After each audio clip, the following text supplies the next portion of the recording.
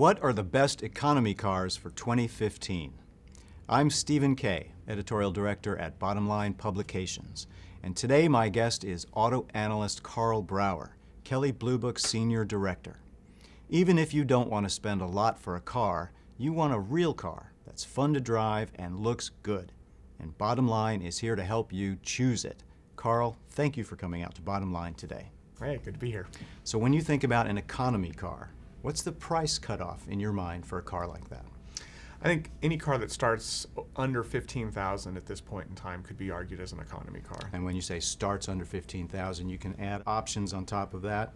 Can you come away with a nice car for $15,000 if that's really what you want to spend? I think if you got, one that started between $12,000 and $13,000 and added a few options, you could end up with a good car under $15,000.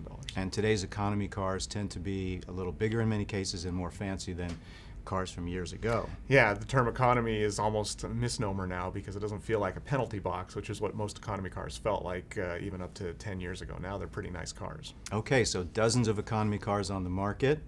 Where do you go with your money for an economy car in 2015? If I'm looking for something that's as small as possible and really has that economy car look and feel, but still delivers a fun to drive, I go with the latest Ford Fiesta, the new 2015. It's got this 1-liter engine that's kind of a miracle of modern engineering. It's a 1-liter 3-cylinder engine, and you would never know that if you drove it and nobody told you how big the engine was. It's torquey, it's powerful, it's refined, but there has been all this EcoBoost turbocharged technology integrated into the vehicle, and it has incredible performance. And it gets like 40 plus miles to the gallon. So a small engine is lightweight, gets good mileage. 1 liter, that's like a motorcycle engine. Could you believe it? I mean, I would have never thought there'd be a 1-liter engine in a car and if it was, I wouldn't have wanted to drive the car. This car breaks both those rules. Okay, Ford Fiesta. And what's another great choice for an economy car? A little more expensive, but still a very nice car. Really the best car, I think, in this category is the Mazda 3. This car has been redesigned recently. Everything from the exterior styling to the driving dynamics to the interior control system is all new, and I think a benchmark in this category. And Mazdas have a reputation for being great handling and great fun to drive cars. Reliable? Yeah, there's no reliability issue with these cars. They're well assembled. They have incorporated all this Sky Active technology, which is essentially Mazda's term for all of their collection of fuel efficiency efforts.